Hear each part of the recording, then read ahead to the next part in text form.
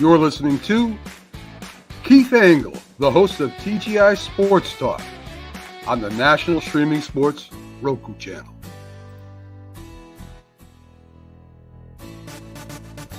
Good morning, everybody. Keith Engle here for TGI Sports Talks one-on-one with Keith Engle. Hope everybody's doing well today. I'm going to show the mug on the mug today. Hope everybody's doing well. By the way, real quick, my guest today is going to be Larry Sorensen, a former Major League Baseball player, all-star pitcher with the Brewers, and we'll talk about his career a bit. We've had Larry on before, so we won't spend as much time on his career as we might have in some other interviews, but we want to get Larry's take on Major League Baseball today as compared to when he played, and certainly because Larry's also doing broadcasting for the Wake Forest Demon Deacons, both in football and baseball, and we want to talk a little bit about the landscape in college football, which we'll probably have Larry on. Larry's been a fairly regular guest on the college football huddle, and we'll certainly get into that during the year with him as well. I want to welcome everybody watching on TGI Sports Talk's Facebook and YouTube feeds today. We're live on Roku on the National Streaming Sports Network, as we are every Friday. This interview will also be repeated midnight tonight and throughout the week next week on Roku. And we'll share it to the groups that are so kind. When Facebook lets me again, by the way, because Facebook has shut off my sharing capabilities this week because I better be quiet because I did call them a name the other day that might get me banned for good. But also when I mention those groups, the Bottom Line Sports, get the guys Flo in the group over there.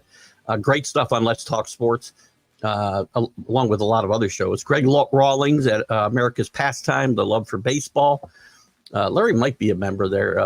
I'm not sure. A lot of former Major League Baseball players are part of that group, and Greg does a great job and is very supportive of this show. And, of course, John Gonzalez at the Sports Authorities. We love him over there, too. By the way, real quick before I bring Larry in, I've gone 64 years. Yesterday was my 64th birthday. 64 years. Most of those, except the last 10 years, my car sat outside here in Northeast, upstate New York, almost all the time. Never had any hail damage. Yesterday, I'm driving to dinner, and we go through the worst hailstorm I've ever seen, and my Jeep is just full of freaking hit pothole, or what do you want to call them? Pot marks. Anyway, that's Keith's birthday present, I guess, from Mother Nature. Thank you. Anyway, without further ado, let me get in here. Former Major League Baseball player with the Brewers, the Cardinals, the A's, the Expos. You had a little bit of a tour around the league, Larry. Larry Sorensen, how are you, Larry? A little bit here, a little bit there, a little bit everywhere. But you know what? The banks never said no to those paychecks. So that's always good, right? Every couple of weeks, every week. Then I don't know. You probably got paid every week. I don't know. When did you get paid? That's a good question. How does Major League Baseball get paid? You can do it in a couple of different ways. You can have your paychecks stretched out to the course of the 12 months, or you can take it during the season. And with the amount of money that you're getting paid, it generally made more sense to take it during the season every couple of weeks and put that money in the bank and make it work for you. Well, if you're pitching today, I guess you might take it once a year because you would really need it. Somebody sent me a comparison the other day, not too long ago, to another player. And it turns out that by their estimates, I would have made about $122 million in my career. I didn't quite get there. You didn't quite get there? I can imagine not. And that's, again, you were you might not have been Nolan Ryan, but you were certainly an accomplished Major League pitcher. You know, you stay in a rotation and on a team for 10 years, and it adds up after a little while. But Major League minimum when I started was $19,000 a year. Now I believe it's $775,000 a year. It's amazing. Just make the minimum I could make the minimum for just a couple of years, and I could, well, I'm 64. I don't think they're going to take me now, but or ever. Talking about a little bit into your career, as I said to you before, and I said in the open, we're not going to dive as much into your career because I want to get into some topics about both Major League Baseball and college football with you a little bit today. But I do want to touch on your career because you did have you pitched, I want to say 11 years in a major. Sounds right. I think 11 years. That's, again, That's a good accomplishment. You made an all-star team with the Brewers, a Brewers team that you missed the play. I think you left the Brewers just a year before they got there. Maybe you left the Cardinals a year before they won a World Series. What's that experience like? You put in all that time, and then they win, or at least take a step forward into the playoffs the year after you're gone. Yeah, I was actually in a big trade with St. Louis that brought Ted Simmons and Raleigh Fingers and Pete Vukovich to Milwaukee, and 4 of us went to St. Louis and played in the 81 year with St. Louis. And then Whitey Herzog needed an outfielder, so I got traded in a 3-way deal, and Bo Diaz went from Cleveland to Philly. Lonnie Smith went from Philly to St. Louis, and I ended up in Cleveland. And in 82, Milwaukee and St. Louis played in the World Series. So they didn't vote me a playoff share or a World Series share, but I helped them both get there. Those trade stories, by the way, are better if you leave out the other guys that went with you. So if you say you were traded for Ted Simmons and all these guys for the Cardinals, for me, that's a great story. Oh, I just found this out the other day. A book came out about Harry Dalton, and somebody sent it to me. And they said that the original trade was supposed to be me for Raleigh Fingers, even up, because St. Louis had Bruce Sutter and Raleigh Fingers during the 81 winter meetings. Yeah. And Whitey knew he couldn't keep them both, and so that trade started out as me for Raleigh, and it turned into a 7-player deal. That still would have been a pretty good feather in your cap, just you for Raleigh Fingers. That's pretty cool. Not that would get you any money in the bank, I guess, as we talked about, but it does give you some bragging rights. Still makes you change cities. When you were at Michigan, we're going to talk a little bit about Michigan when we get to the college portion of this.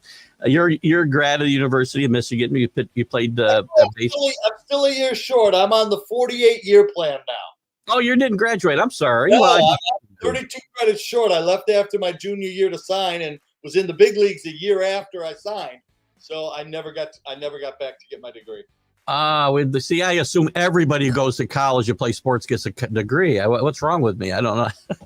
So if I speak ineloquently today, it'll be because I didn't go back to get that last year. Listen, if you can put a complete sentence together, you're ahead of me, so you're doing pretty good. So don't worry about that. Through your career, I mean, who you played with a team on the rise in Milwaukee? Some young guys, some older guys like Larry Heisel, who came into his own, I think, with the Twins. And then when he got to the Brewers, he stepped it up even a little more. Injuries kind of sidelined his career. But as you got into the major leagues, who are your influences? Or even as you're getting to the major leagues, who are the big influences on your career? Well, my idol growing up was Al Kaline in Detroit, growing up in Detroit. So the 68 Tigers that won the World Series were all of my heroes as I grew up.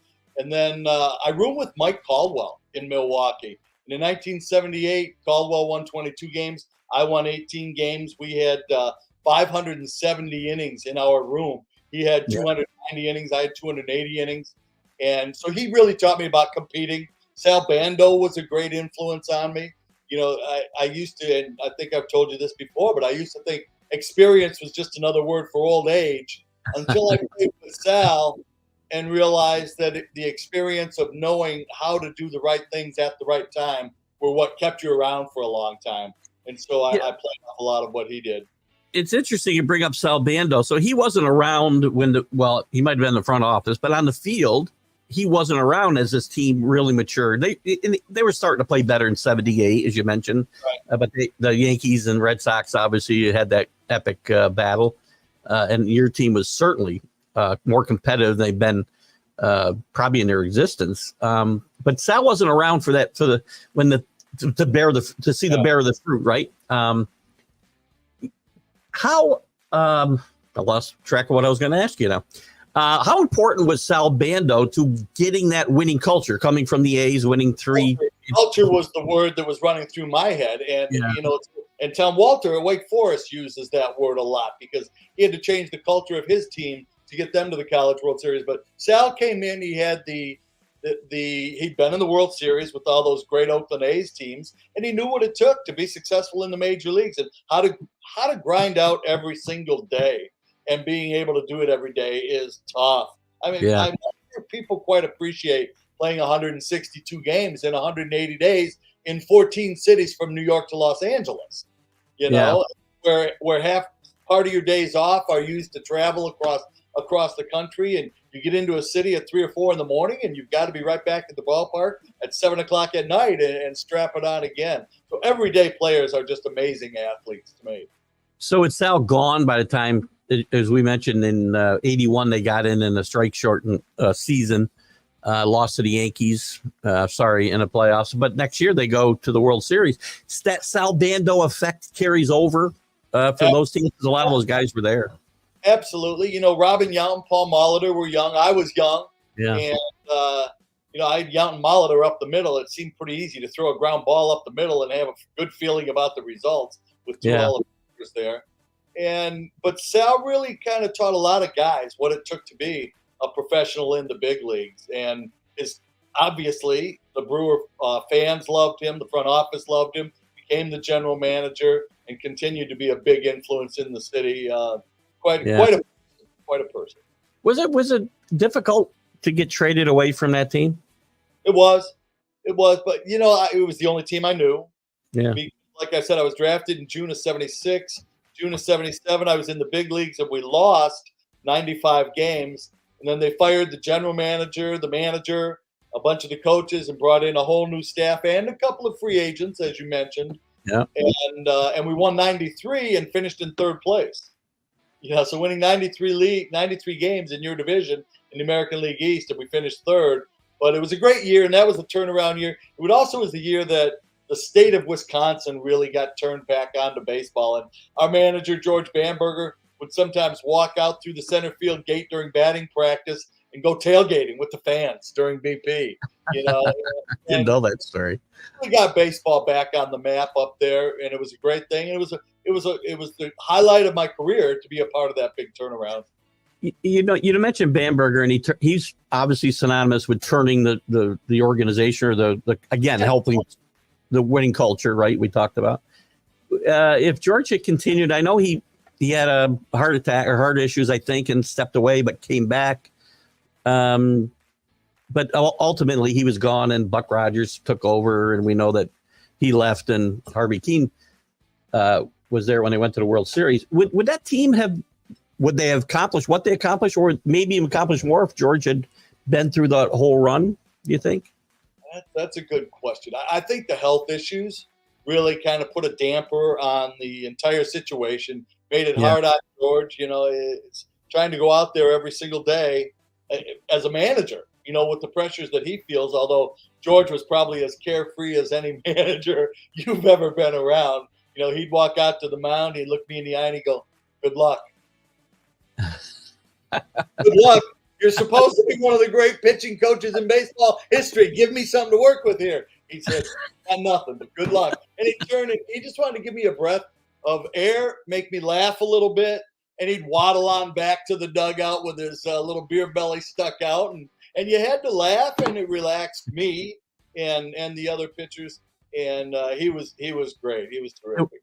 It was interesting that he was known for developing pitchers. He obviously developed a lot of great pitchers in Baltimore. But this team, I mean, and again, some good pitchers, as you mentioned, Caldwell and yourself, and Vukovich later on. But the team was really known for their bats, it seemed, in that era. And it's kind of ironic that they're synonymous with that, with George Bamberger as their manager, or your manager. George was the coach of the last team to have 420 game winners on one team. He had McNally, Cuellar, Palmer, and Pat Dobson on one team, and they all won 20 games with Baltimore. And again, changing the culture, Harry Dalton came over to be the general manager, and he brought George Bamberger in to be our manager. Right. And the culture started changing, and then Sal gave us the professionalism of what he did, and it all came together. And our starting rotation at various times was pretty good. We just didn't have the one guy in the bullpen like they have now. And that's why we had all the complete games. I had 8 complete games in a row one year. 8 straight starts, I had a complete game. So, you know, we scuffled a little bit on the bullpen side and tried a lot of different things. But we're gonna talk. I got that. Sorry, I hit that by mistake. We're gonna get into a little bit about that, the complete games and such, in just a second too, and the way the games change. '78, you made the All-Star team, as you mentioned. I think Caldwell had to be on that team, I think, as well. You didn't make the All-Star team? No, he didn't. He got really hot the second half, and he ended up winning 22 games. At the All-Star break, I had 155 innings at the All-Star break, and I hadn't pitched in a few days either. So I was a little bit rested. And so they chose me. What was it like at 22 years old to be around that type of talent? It had to be awe-striking, I think. You know what was going on? You know, I'm locker room next to Frank Tanana and Jim Palmer's 2 doors down, sitting next to Rod Carew, and you know, George Brett was a couple doors down. It was awesome. It was unbelievable, and time of my life, and got into the game, you know, miraculously, and had a very, very good day when I did get to pitch. So it worked out very nicely. And guys, we'll get to some of your comments at some point. I'll try to get them in when they kind of make sense. And I got to point out, Steve, I know you're on the Mac and Jack show when we're there too. We just don't let guys in to join. We're having a conversation. You're welcome to stay and enjoy the conversation and comment and ask questions. But you know, we don't bring guys in just willy nilly. Steve's dying to get on a podcast here this morning. I can tell you that. So, but we'll welcome you here, Steve, for sure. Tell us a little bit about, I mean, where was your favorite stop? I mean, Milwaukee still, you know, if you had to look back, is that where your heart lies with Milwaukee, or is there other places you really enjoy? Fan. You know, I'm still a Detroit Tiger fan. I was a Tigers radio broadcaster for 4 years after I worked for ESPN for a while, for 5 years. And so I'm a Tiger fan probably more than anything. Milwaukee. St. Louis was amazing because I learned so much baseball in St. Louis at that point. Now I'm 25 years old. I've been around a little bit, and I walk into a locker room with Jim Cott that's got 27 years, and Gene Tennis that's got 16 years, and Keith Hernandez and Bruce Sutter and Bob Forsch, and on and on and on. And Whitey Herzog, who was doing with magic markers and lined paper what 2 guys with computers do today. Yeah. You know, Whitey was so far ahead of the game. It was unbelievable, and you could talk to him and ask him questions. And going to the National League for the first time, I really, really got a much better understanding, I think, of the game when I got to St. Louis. I mean, it's hard to do this, I know. Who's your favorite manager to play for? Whitey, yeah. I went into Whitey's office one time, and I just come over from the American League, and Whitey always said, "I've got an open door. If you've got a question, come ask me. Just make sure you're ready for the answer," because he would tell you the answer, whether you liked it or not. He would give you his logic and reasoning. And so I went in one day, and I said, "Rat," I said, "you know, I'm curious about why you did this." And it was with our rotation. And he said, "You thought I should have done this, and this, right?" And I said, "Well, yeah, that's kind of what I was thinking." And he was a week and a half down the road on me, telling me about how we're going to Philly in 7 days. I know I'm going to need the left. And, you know, so he had all of this worked out already. And I was so nonplussed and amazed by the end of it, you know, that I learned so much, and you could always talk to him about anything. He was a little intimidating. Yeah. Even though I had 3 or 4 years in at the time, he was still a little bit intimidating. And I was a younger guy. You know, I was a young player in that rotation. But St. Louis was probably my favorite stop. Interesting. Where is there a manager that you didn't get to play for that you would like to have experienced? Billy Martin comes to mind. I'm just kidding. I played for Billy in the All-Star game. I love Billy. He got me into pitch 3 innings, and I retired 9 guys in a row after giving up a single. So I love Billy Martin. But and I've got some Billy Martin stories that we can't really tell, where a mixed crowd might have access to it. But no, you know, everybody's different, and there were some that you know, there's only a handful of Whitey Herzogs, and there's a lot of guys that are in that position for different reasons. So some stuff work out as well as others. Well, that makes sense. And I won't put you on the spot and say there's a guy that you just hated playing for, but I will ask you, since Chris, our Toronto correspondent up there in Canada, says any moments to share when you met Roger Craig in your final season out there in San Francisco.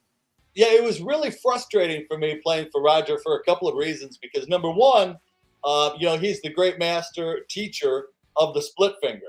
Taught it to Jack Morris, which made him a Hall of Famer, and a lot of other guys had success. And he tried and he tried and he tried, and I couldn't get it. So I played with Bruce Sutter, and I was taught by Roger Craig, probably the two best in the history of the game, besides Elroy Face, as far as teaching one particular pitch, and I just couldn't do it. I couldn't get it. So that was frustrating. And the other thing about Roger, and he used to acknowledge this too, is he would, I always said he managed by kind of the hand grenade theory. Because if you throw enough hand grenades, you're going to hit something, right? And if you call enough pitch outs, you're going to get somebody at some time. Yeah. But from the pitcher's point of view, you got a guy 0-1, and all of a sudden it's 3-1 because he just called 3 pitch outs. And I'll never forget Donnie Robinson one time, the former Pirate and great San Francisco Giant pitcher, stepped back off the mound, looked at the dugout, and said, "Roger, I know when to throw over. I know when to pitch out." And things went there. But he was very successful guy, great pitching coach. All the guys that pitched for him through the years in Detroit loved him, having him around.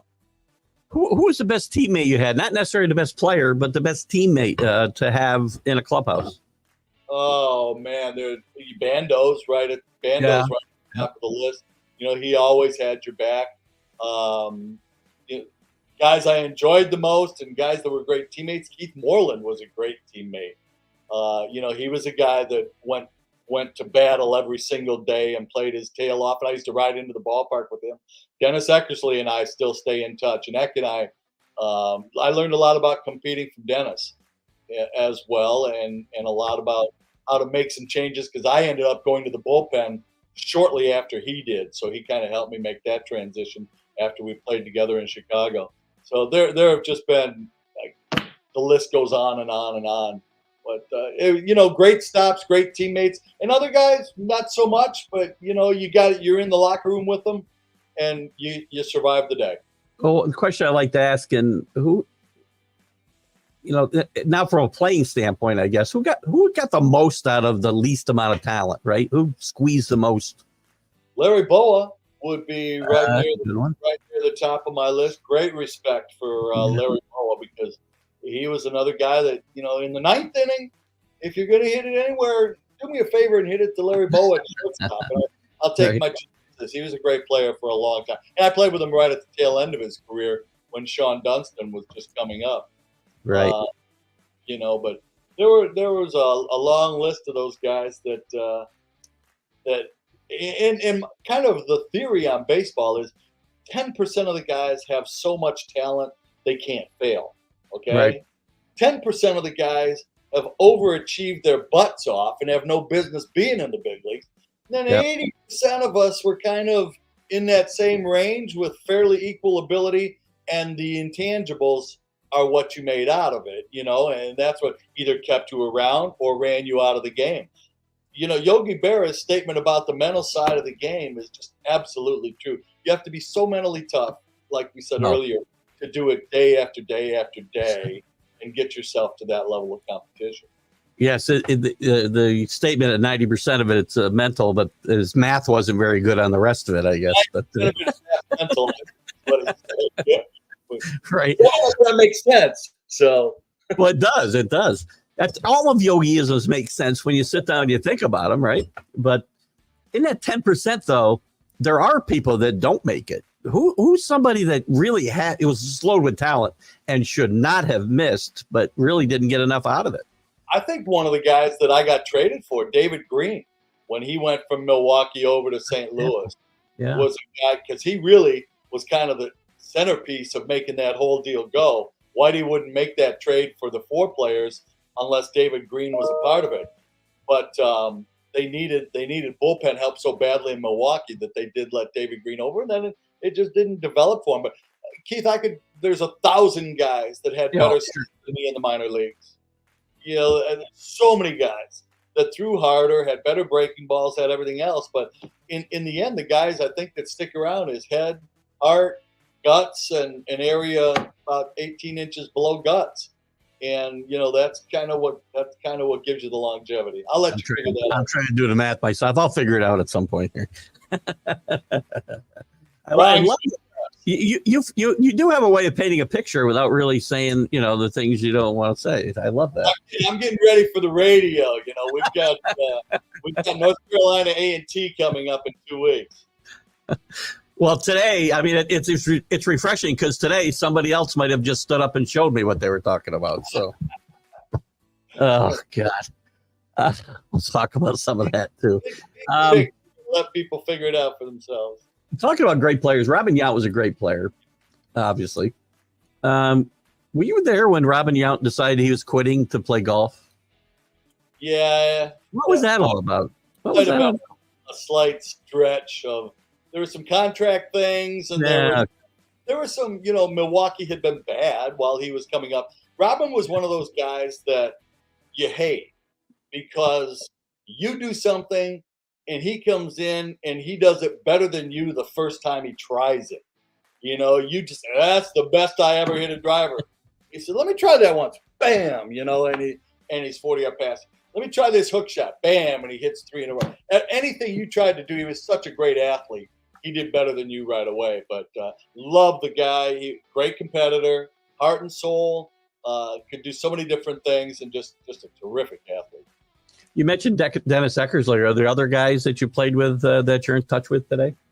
Well, Bruce passed away a couple of years ago. Bruce and I were very close. We stayed in St. Louis a couple of years after I got traded to Cleveland, and Bruce and I spent. Everybody makes that same face. Not to interrupt you. They make that same face when they say, I got traded to Cleveland. But at the time, they needed a culture change, and they got a culture change. They got a new stadium, and they changed the culture. But going to that stadium every day where sometimes sewage would back up into the dugout if it rained enough, and you had to sidestep the drains. So they devised the idea of they put ammonia on top of the sewage. So now you have to have a towel in front of your face because of the ammonia. Yeah, I can imagine. I interrupted your story there. I apologize. Go ahead. I forgot what I was talking about. I must not have wanted you to continue. That's my bad. Well, if you think about it, you can come back to it. While we're on that topic, Dave Guyette, thanks for joining us for Amsterdam this morning. We already talked about, I think, this part where you enjoyed playing, but the ballpark. What ballpark did you enjoy the most? I love Fenway. I love Boston, and I love Fenway. Yankee Stadium was wonderful, a little bit intimidating. When you're 22 years old and you come walking past the monuments in center field on your way to the mound, that's a little bit intimidating. My very first start at Yankee Stadium, my routine was lay your glove, your hat, and your jacket down on the foul line and run some sprints and get loose, and then go do your stretches in the bullpen. I laid my stuff down at the foul line, ran my sprint to center field. I turned around, and 3 guys had jumped the fence and were stealing my stuff. And the security guards had to chase them down in the stands to get my glove and my hat back for me. So but Fenway was great.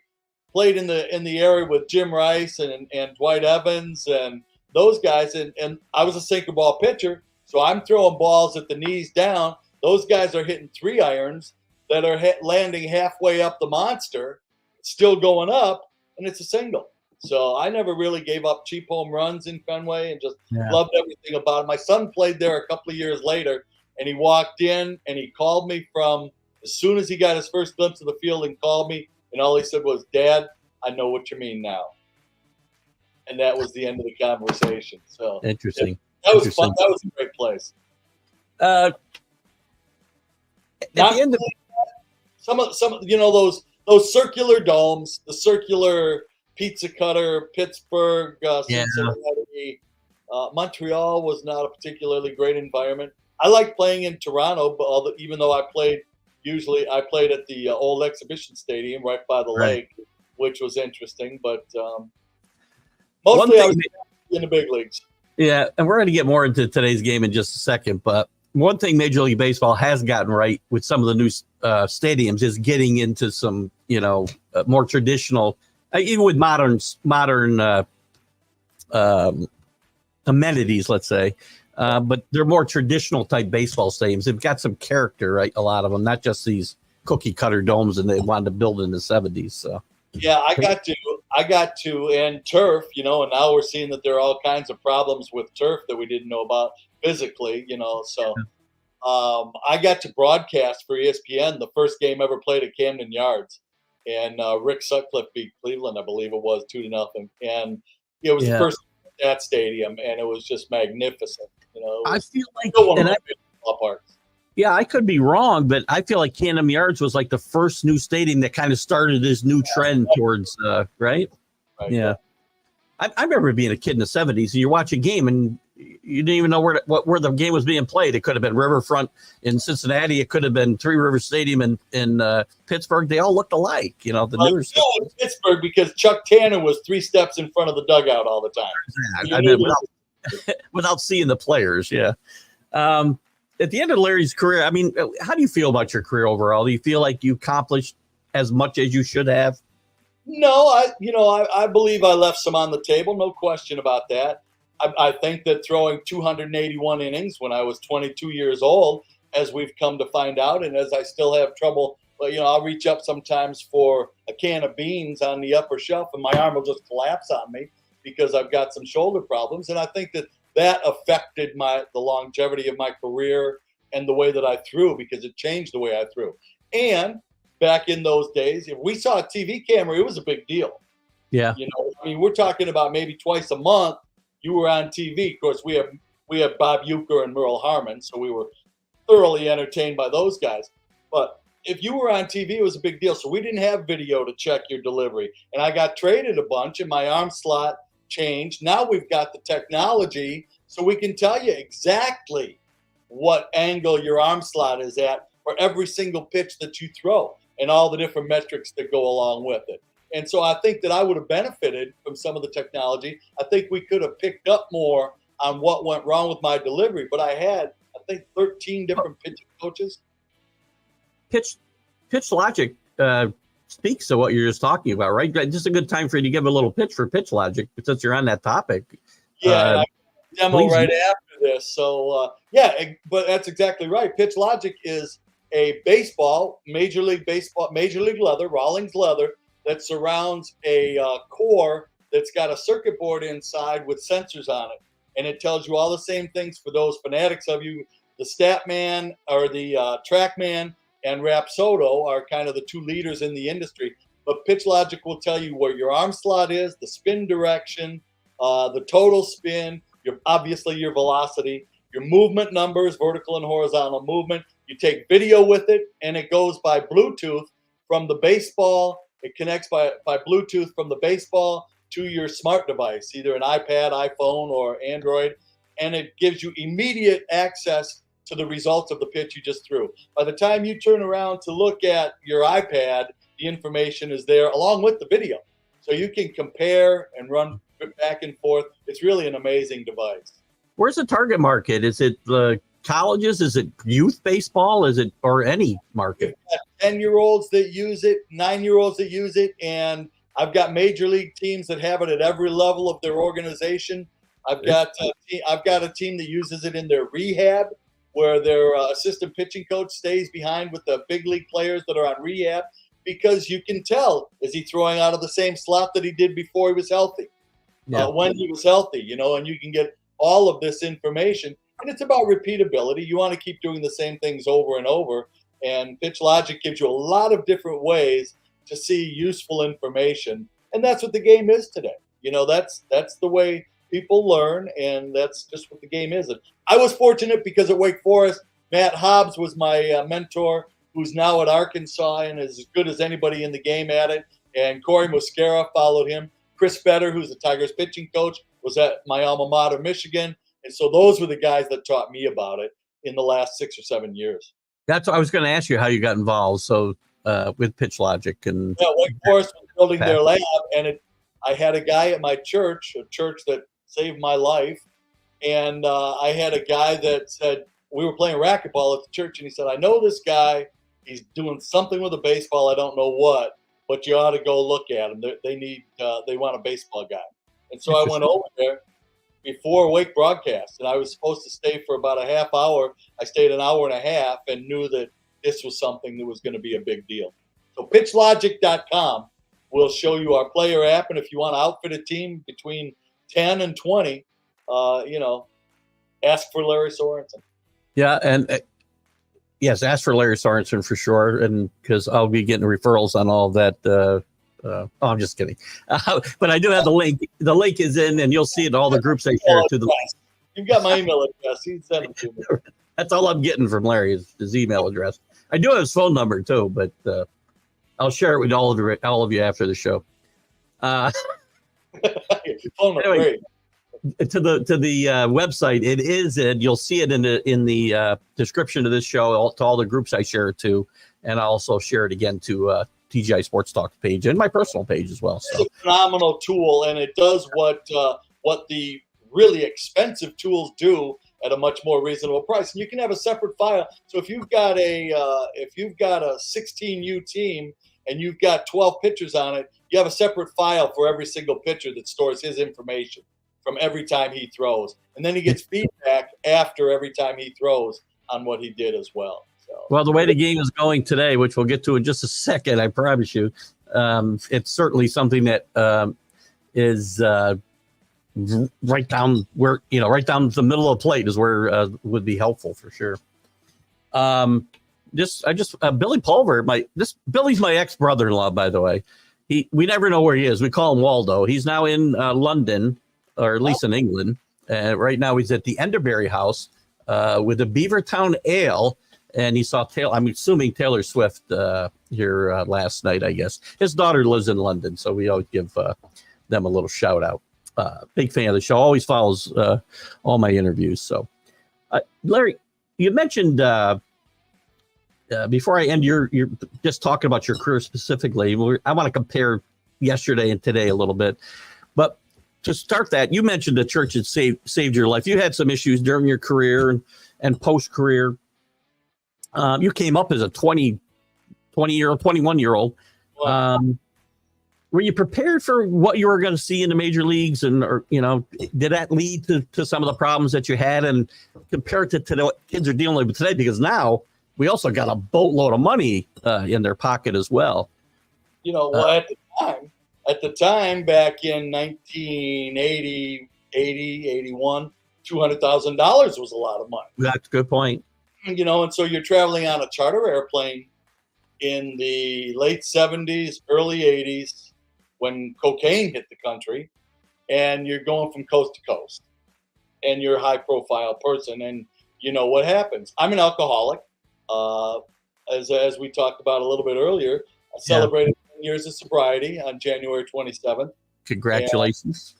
Thank you. And 10 years of marriage to the same woman who, for some reason, decided to go through the last year or so of the hardship of what an alcoholic that's having major problems goes through. I spent 3.5 years in prison for drunk driving offenses, and it wasn't the federal prison play golf every day kind of place. Yeah, I roomed with people that murdered people, and it was tough, but it took me a long time. It took me till my early 50s before the message finally sunk in, and fortunately, life has been just amazing since. And it was a church. It's an amazing story. It's online. You can find it. But a mailman stayed after me for 18 months to get me to go to this church. And I finally went, and it was their Easter event, and there was a sheep, and the sheep was pooping on the stage. And I said, well, this must be a pretty cool church if they're doing this kind of a scene. And I went back and joined the choir and a Bible class, and it just so happened that the Wake Forest athletic director was in that Bible class, and he knew I was having troubles, and he said, well, what are you doing for work? And I said, I don't have a job. And he said, you're broadcasting Wake Forest baseball now. That's awesome. He introduced me to the owner of the Winston-Salem Dash. I started doing Winston-Salem Dash baseball. Finally got to a point where I had my last drink, and life has just been amazing ever since. Well, God bless. I have this theory in life that you're always where you're supposed to be at any given moment. So the things we go through, good and bad, make us who we are today. You run into people because you're where you are supposed to be. You run into people like you did, the Wake Forest official, and there's a path. And we're glad that you found the other side of it, because it's a great cautionary tale. Do you think that kids today are better prepared or worse prepared than you might have been? A couple of things, and I try to talk to a lot of youth groups, because I had everything. I had the car, the house. I had big league career going on, everything, and I still found a way to mess that up with alcohol. And so I try to talk to as many youth groups as I possibly can. And a couple of things about today's kids is, number one, they've got so much pressure on them. There's so much pressure in every aspect of their life, whether it's sports or whether it's getting into a college or whatever they do. Social media is just a hellhole. Yeah. And you can go down that rabbit path and it'll take you terrible places. But they also have access to more ways to help themselves. When I was going through what I went through, you never talked about somebody that drank too much, or you laughed about it. I remember laughing, and my parents both had drinking problems, I believe. And you used to laugh because mom got sick when they went out for dinner, and my mother, God rest her soul, love her to death. But, sometimes they drank too much. And we were brought up strong in a Christian faith. And it was brought up in the Lutheran Church, Missouri Synod, in Mount Clemens, Michigan, went to a parochial elementary school. And so on a Tuesday night, one week, they would have Bible class at our house. And all the teachers from the school were in the Bible class. And they'd come to the house and they'd have cookies and coffee afterwards. And then 2 Tuesdays later, they'd come over for the investment club and they'd be drinking beers and playing cards and singing bawdy songs, Yeah. And I'd sit on the steps and watch, because it was cool that the teachers were at the house. So, there are a lot of reasons that go into why we go down the paths we do. I think kids have it tough today. I think that there's temptations there. It's really hard. It's really hard on kids today. And I don't envy them. Because there's temptations every place. And every place. In your day, too, I mean, we talked about culture before. The culture was almost what you just talked about, too. I had Randy Lurch on a few weeks ago. You probably know Randy. You room with Randy? Yeah, we were Portland Beavers together. Oh, I didn't know that. Cool. Yeah. But I had him on, and he obviously has been through similar struggles. In fact, as you may or may not know, he's had health issues because of it, and right now he's doing pretty well. He was an amazing interview. We had a lot of fun, but he talked about how the culture in his book, he talked about the culture was, he would take his greenie before the game. And if you won, you went out and celebrated with some beers. And if you lost, you went out and consoled yourself with some beers. And that was everybody. Well, not everybody, I'm sure, but the majority of people, players. Well, and you think about it, probably a majority, but not everybody. There were guys that found other avenues, a lot of it through the Bible, to be quite honest. But you think about it, you finish up this game where you've had this tremendous 2.5-hour period of adrenaline flowing through your body. And then it's what time at night when the game ends? It's 11 o'clock, 11:30 at night. You're off work. You've got all this adrenaline. What are you going to do? What's there available to do? Yeah. That's I think, a big part of it. And talking about Randy and his health, I knock on wood, but for the first time in my life, I got a primary care physician, and he's the Wake Forest team physician. And I went in for the very first time, and he came in shaking his head, and we didn't know each other that well yet. He came in shaking his head, and I said, "Uh-oh." And he said, "No." He said, "I got to tell you, if you did half the things that you wrote down here, it's a miracle that you're walking around here." And I said, "I only wrote down half of what I did because I was too embarrassed to tell you the whole story." But thankfully, the good Lord gave me some health, and everything has been good, and we roll merrily on. The sun's shining bright as can be.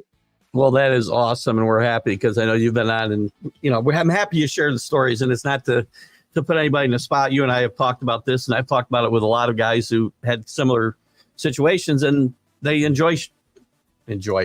They like to share their story to help. It's a cautionary tale that can help other people, and I think it's important to get that message out. It affects everybody, and the 12-step program was a large part of what helped me. I've got a I've got a sponsor that every time I pass a certain road in Winston-Salem, when I go in, I call him up to stay in touch with him, and I stay at his house sometimes when I go into town, and life has been good. Hey, somebody put a saying up there. You had a saying up there a minute ago. Was it this one here? Plus success equals temptation with ignorance. I like that a lot. That's a good one, AC, for sure. And that'll be a part of my – I'm stealing it, AC, by the way, just to let you know. That's fine. That's a good one. It is a good one. Well done. Broadcast your story. If you steal from me, you steal twice. Because I stole it from somebody the first time. Youth plus success. Everything's been stolen from somebody, it seems like, in life. I mean, all these sayings, Yogi's been stolen from more than anybody. And AC says he can relate his demons have been taken away much. We all had issues, right? We live through stuff. Some people through worse things than others, but, you come out the other side, hopefully a stronger and better person. So that's the end of the, Can I tell you my favorite Yogi story real quick? Go ahead, yes. I was broadcasting. We were at Yankee Stadium, and I knew Yogi from when I was a player, obviously, because everybody, tried to hang around Yogi a little bit. But we were sitting in the dugout during a rain delay one time. It had been raining for a fair amount of time, and we 5 or 6 of us sitting on the bench with Yogi. And a reporter walked by on the steps, and he looked over at Yogi, and he said, "Well, Yogi, what do you think? Is it going to stop?" And Yogi looked up at him and says, "It always does." I think my favorite Yogiism is they asked him about a restaurant. Should we go there? And he goes, "Nah, don't go there. Nobody goes there anymore. It's too busy." Yeah, it's too crowded. That's one of my favorites. There's so many. There's so many. Larry, to get back to baseball real quick, when you watch the game today, Major League Baseball, not the Wake Forest Demon Deacons, because that's a different world. When you watch a game being played today and some of the rules that have been put in, and the way we approach pitchers, and what do you think about when you think about the days you played and the way the game's being played today?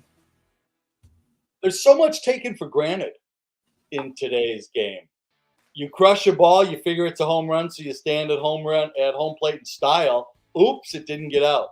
We went and saw my son and my grandson, granddaughter, and my son's wife live in New York. They live in Brooklyn. And we went in, Elaine and I went in there earlier in the year for my grandson's 6th birthday, and he's a huge Mets fan. So we took him out. I got tickets right by the dugout. And I mean, he's wearing his Mets jersey. I got him a foul ball, and he had the whole experience. Danced with the dance team, the cheer team, and Cool. did it upright.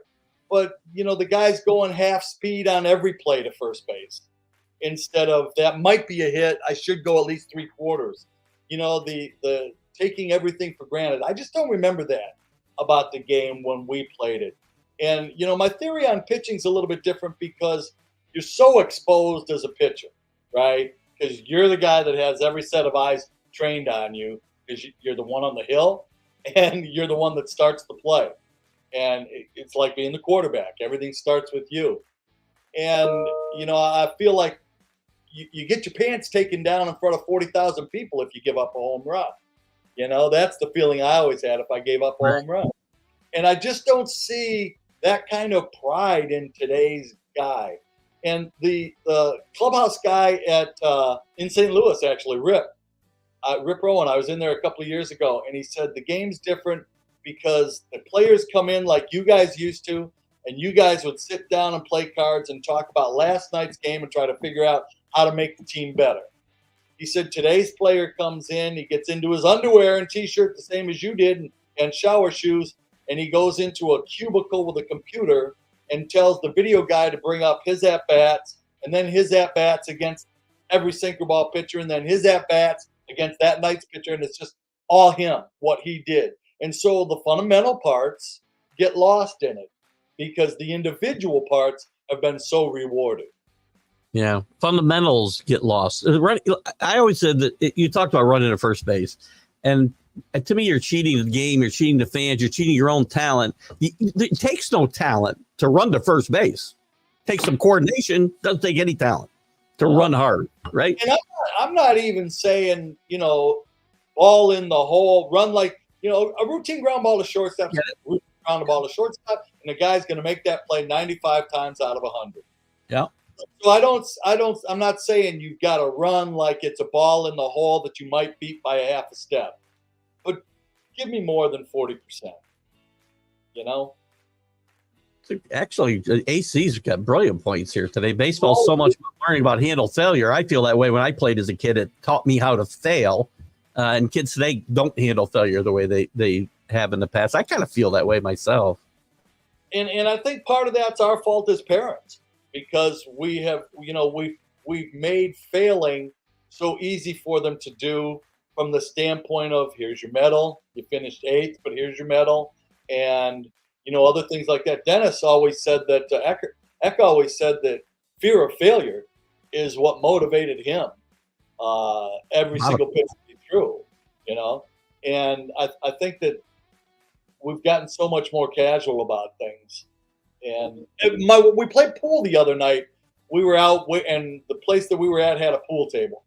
And we were with my wife and her daughter and her daughter's boyfriend. And we played pool. And Elaine looked over and she said, "This is as competitive as you've been in a long time." Because she'd never seen the eyes get a little bit bigger and a little bit more competitive about things. Well, it's a good thing you're playing pool because, sometimes you get out doing things a little more physical when you're our age, and it doesn't work out so good when you're that competitive, right? Yeah, I probably shouldn't have broken my cue over his arm, but, well, in the moment, things happen. What are you going to do? Major League Baseball does a lot of, I think, trying to correct flaws in the game that should be done through teaching and approach to the game and fundamentals. They put in rules like eliminating the shift, like making the bases bigger, like whatever. Instead of teaching kids how to hit where nobody's standing, which we only did for 120 years, we say, well, you can't stand over there because it's too hard for them to get base hits, or stolen bases are down. So we artificially will inflate the number by making the bases bigger, and we limit the number of throws you can make to first base. Now, I read last night that Major League, and I have a problem with pitchers not going deep enough into games and pitching the most important part of the games. And I think it's the culture, as we keep using that word, is, and again, you may have a different take based on something you said earlier about your 281 innings at 22 years old, but I feel like kids don't throw enough early, and they don't throw important parts of the game early enough. So now they're looking to get out of the game as soon as they get in trouble. And I think that's all baseball.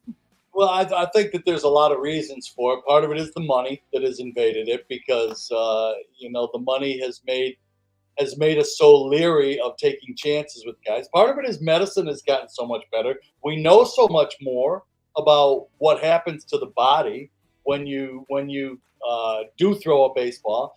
Back to my old favorite line from Dan Quisenberry, those of you that remember Dan Quisenberry, they asked him why he threw from down underneath submarine style. And he said, because if God wanted us to be pitchers, we'd walk like this.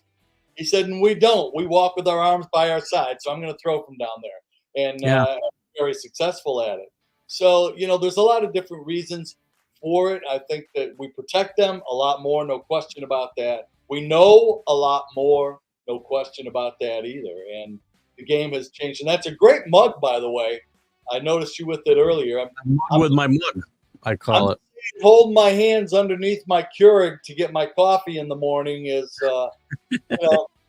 it's getting old. But anyway, my wife got me this mug when I first started this show during COVID.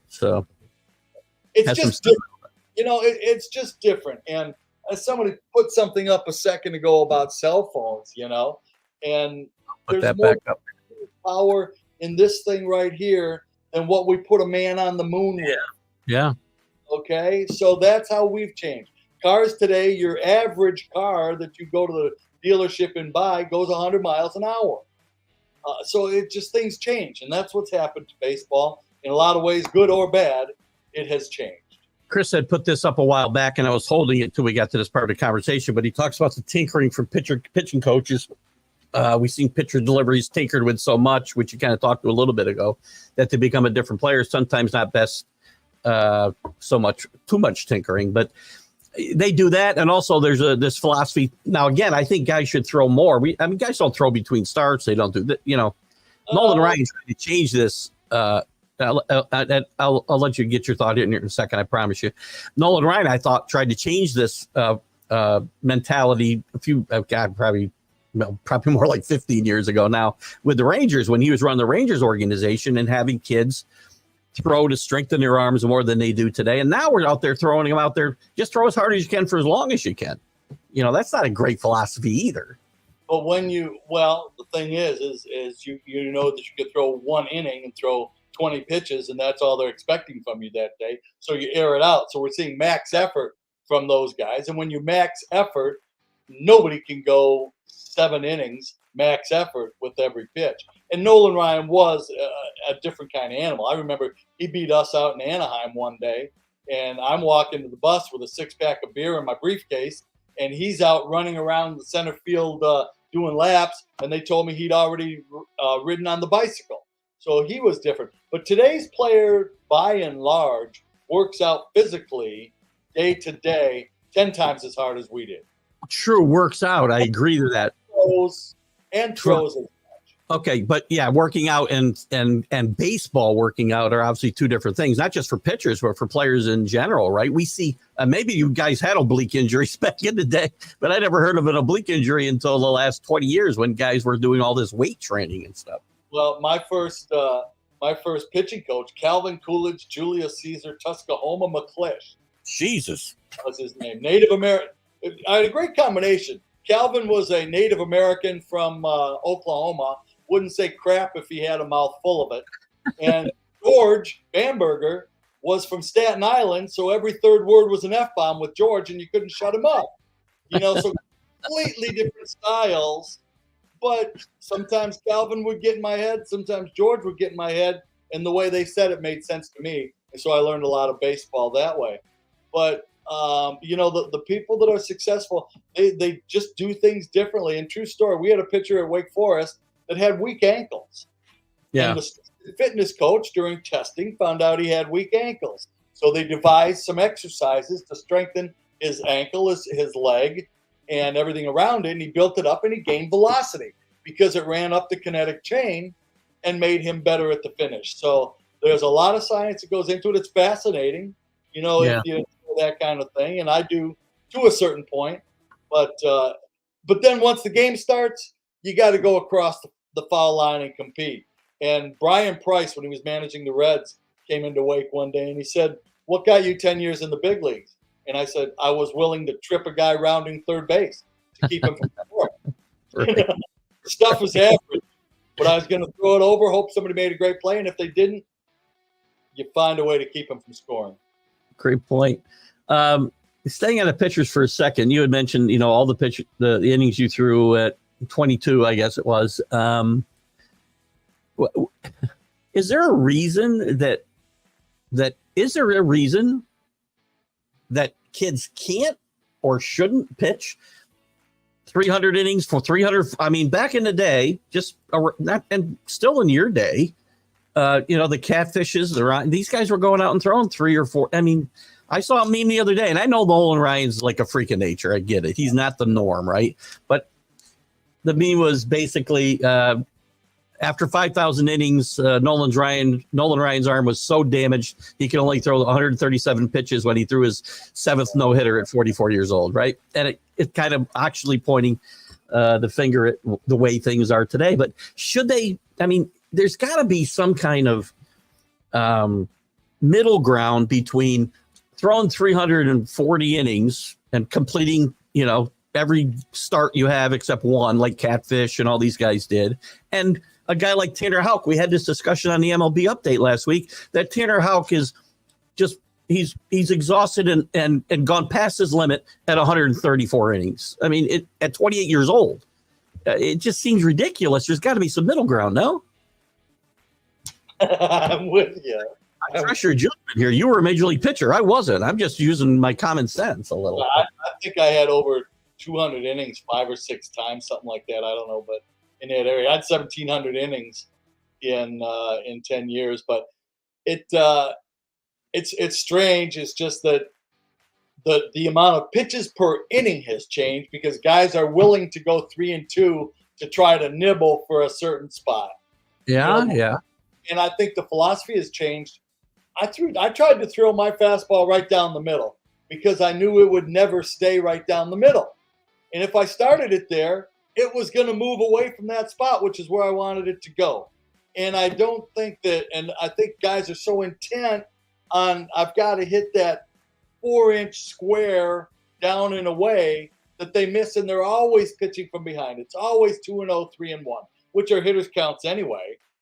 Yeah. But the average number of pitches per inning has gone up. In my day, it was about 14 and a half, and I don't know where they got that half pitch from. I'm still trying to figure it out. But, 14 to 15 pitches per inning was what the goal was. Now they're throwing 20 per inning. And so you're getting 100 pitches, but it's taking you 5 innings to do it. I threw 70 pitches once in a complete game. 72nd pitch went over the left field wall and beat me 1-0 in Toronto, as a matter of fact. And yes, we were on a 4-man rotation most of the time. So you were making.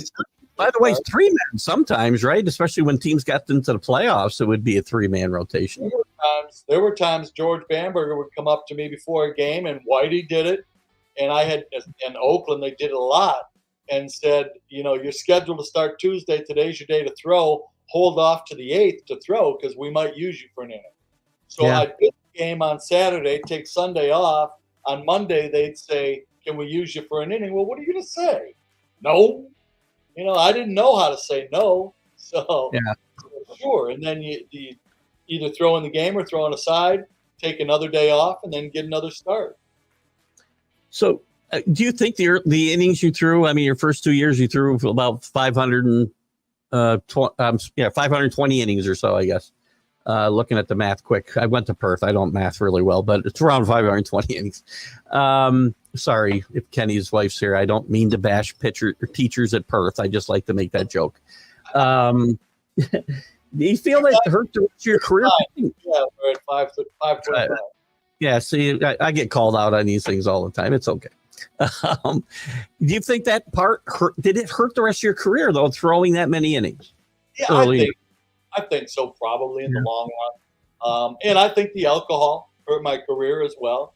I don't think there's any question about that either. Right. So I don't blame it all on the physical aspect of what I do.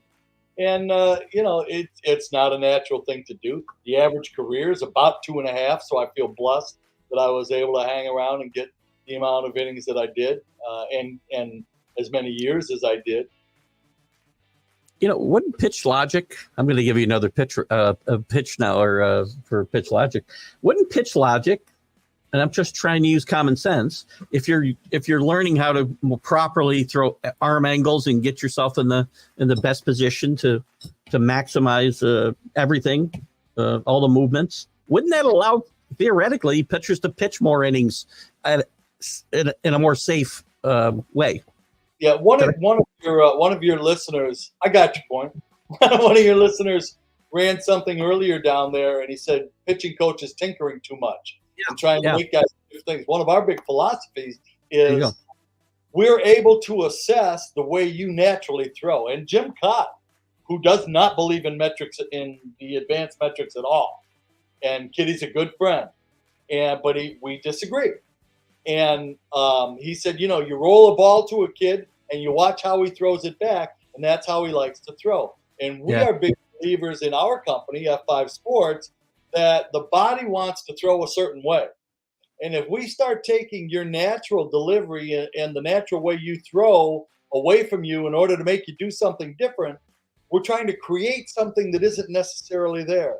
And so when I do these demos with people that are buying for their leagues or their teams or the colleges, and Matt Hobbs said this. We walked into Matt Hobbs and our CEO, who was new to baseball, said, "What are your 5 biggest problems? I'm going to solve them for you." And Hobbs looked at him and he said, "I've got 16 sets of 5 biggest problems, and they're all different." Right. We're all different, and we're built differently. We throw differently. We do everything differently, and so you have to adapt. But do what you do best. Figure out how you throw. For me to try to throw Burt Blyleven's curveball and Nolan Ryan's fastball wasn't going to work. It wasn't going to happen. When I came up with Larry Sorensen's sinker, that kept me around for a good long time. Well, to get away from the pitching part for a second, just baseball in general, I talked about some of the rule changes, some of the artificial ways we try to improve the game rather than just playing the game the way maybe it was designed to be played, and not the three true outcomes of home run, walks, strikeouts, and, why the games become, in some cases, boring at times. I love baseball still, but there's nights where I'm like, oh, my God.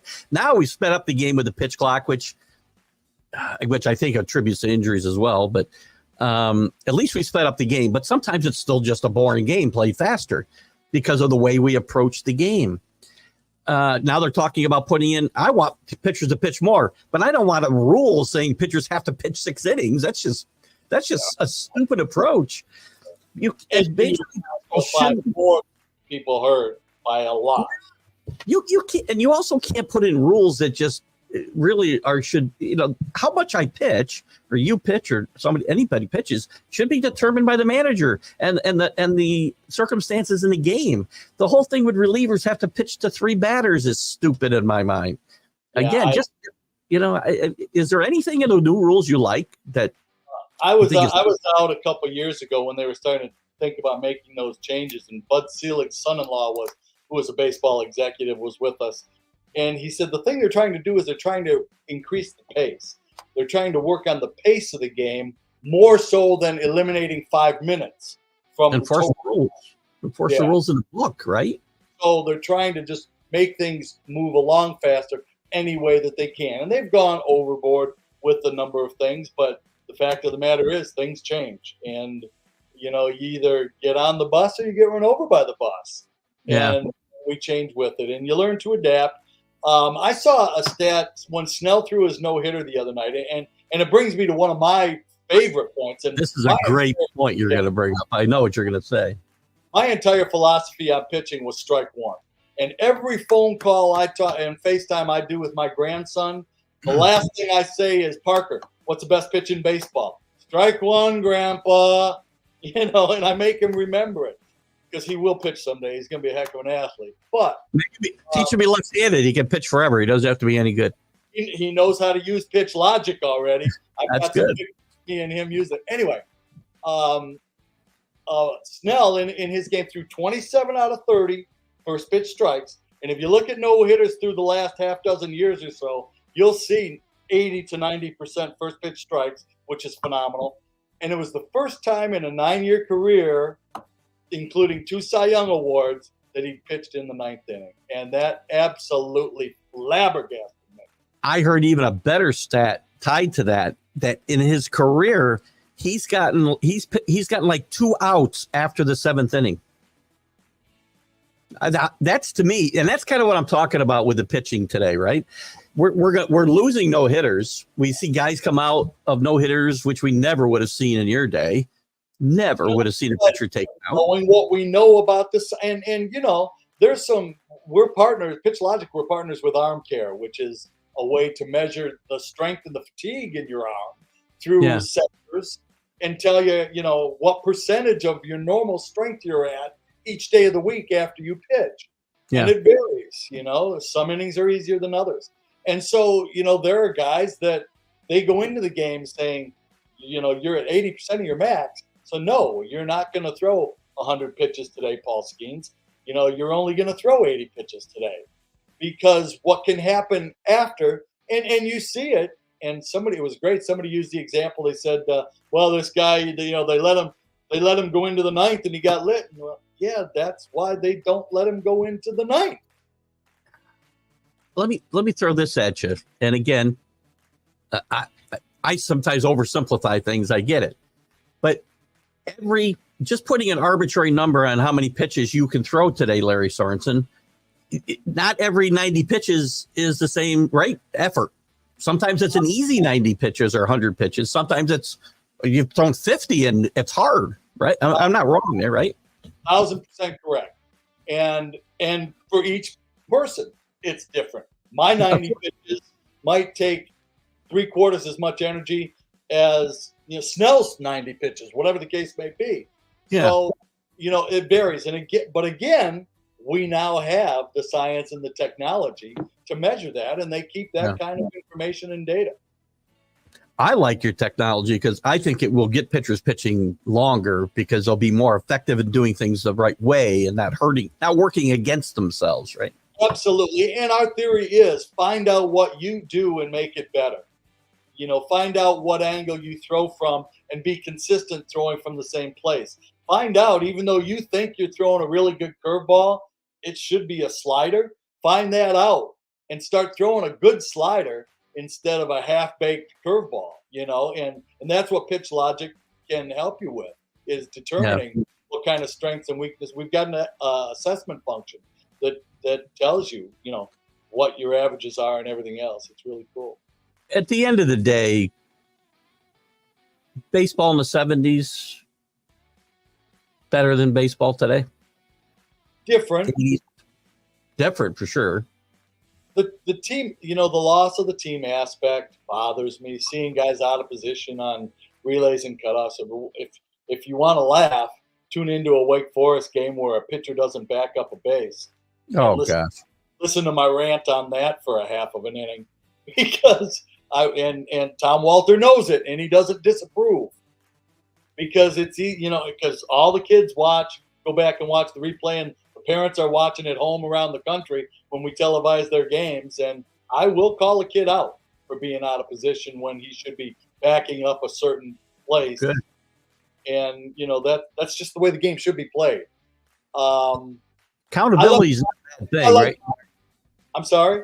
Accountability is not a bad thing to teach young people.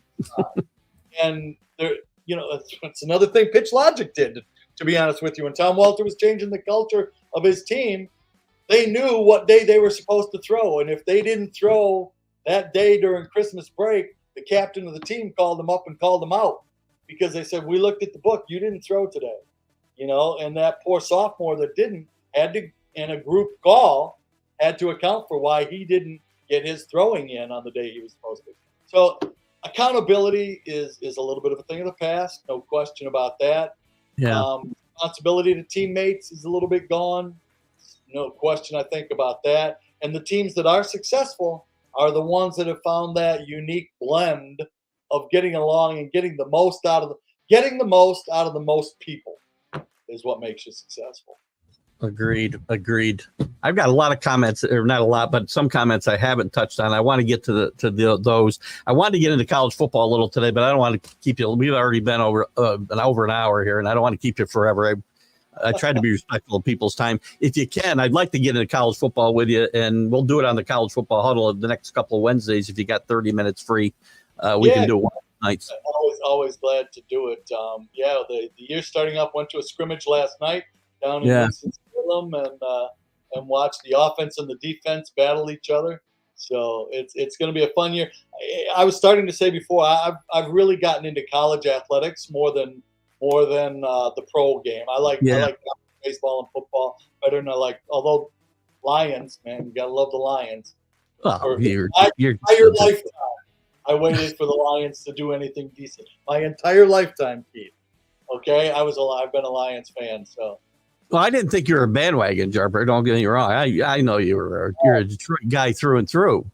Yeah, but I love the college athletics. It keeps me young being around the guys, and it's a lot of fun. Yeah, I do too. I think Saturdays are certainly, there's more excitement and more energy in the stadiums than there is on Sundays, without a doubt in my mind. And my worry is that will start to go away. But that's a topic, again, we're not going to get into it 5 minutes. So I want to spend some time with you on that. And I think to do that on a college football huddle might be better, if that's better for you. Unless you want to spend some time here, we can spend another 20 minutes. That's up to you. I do have a meeting coming up here in a little bit. Let's get through enough college football that Wake Forest this year has 2 off weekends. And on the 21st, Elaine and I are taking her daughter because she wants to see the Big House. So we're going to Ann Arbor to watch Michigan and USC on my day from college football. So. That'll be awesome. That'll be awesome for you. Michigan grad, there's some things there I want to talk to you about too. So if you're free Wednesday, we'll get you in. I'll send you a link and we can talk Wednesday night on the football huddle, because we still don't have games to talk about. So this is a good time to do it. Let me just, if you got just a couple minutes, I want to get to some of the questions. Rick, who obviously a big fan of the show, big fan of yours. I know he's always he's reached out to you on his own occasions. He wanted to talk about two Wake Forest baseball players who played with the Amsterdam Mohawks in the college, the Perfect Pitch League up here in the Northeast. Do you familiar with the two players? Javar Williams, in particular, won himself a starting job and then started hot about 40% of the way through the season. He got a kind of an odd start, and he got hot, and he was very good for about the next 40% of the games. Then he tapered off a little bit at the end, but Wake has big hopes for him. They believe he's got a chance to be a major league player. So. Cool. And the Mohawks won that league again for like the umpteenth time. They seem to win. They get some of the best college players around the country to play in this on this team. Wake Forest always sends a couple of guys up there. They do. There's been a long history of kids that have played up there. Yeah, it's really exciting. This one's a little self-serving. Thank you, CJ, for the birthday wishes. I turned 39 for the 25th time yesterday. I got a couple more and we'll move you on. Oh, good question. I don't know if I've asked you this before. I probably did originally. Did you ever give any thoughts to coaching or managing either at any level? You know, I had two goals in life when I was a kid growing up in Detroit, and I wanted to be a Major League Baseball player, and I wanted Ernie Harwell's job because I thought that would be cool. Great and by the time I was 40, I had done both, and it was kind of like Buzz Aldrin when he came back from the moon. He said, wait a second, my whole life I've dedicated to going to the moon. Now I've done that. Now what? And no, I was a speech major, journalism minor at the University of Michigan. So I was preparing for some kind of a life in the communications field around sports if baseball didn't work out. And, in the off season after my first full year in the big leagues, I did the sports on the air at WTMJ, the NBC affiliate up in Milwaukee. We were the lead into Saturday Night Live in Milwaukee. So, again, you talk about everything being thrown at you in a hurry. Now I'm on TV every Saturday night, as people are getting ready in their parties to watch Saturday Night Live come on. You must have had gonzo ratings leading into Saturday Night Live.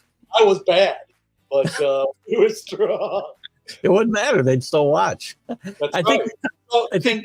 I had kind of a different direction, and I knew what minor league managers made, and I knew how long it took them. Yeah, ruling path that is. Yeah, they weren't taking guys right out of the playing days like Stephen Vogt, to just go manage and pay him millions of dollars.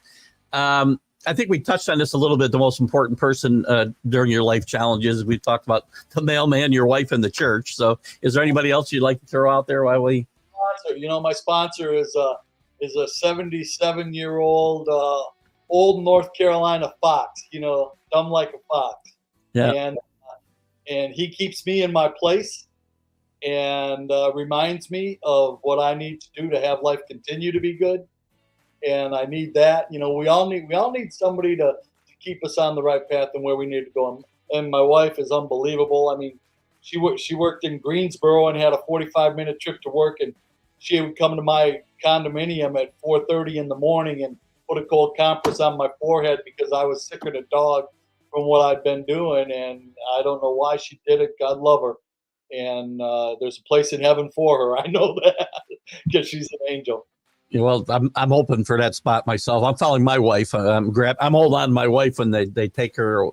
God forbid they take her. But if there's such a thing as a rapture and it happens, I'm going to have my hands wrapped around my wife's waist so I can go as well. I don't want to be left behind. Might be my only hope. I mean, and there, you know what, Tom Walter, Ron Wellman, the people at church in that Bible study, I was having financial problems.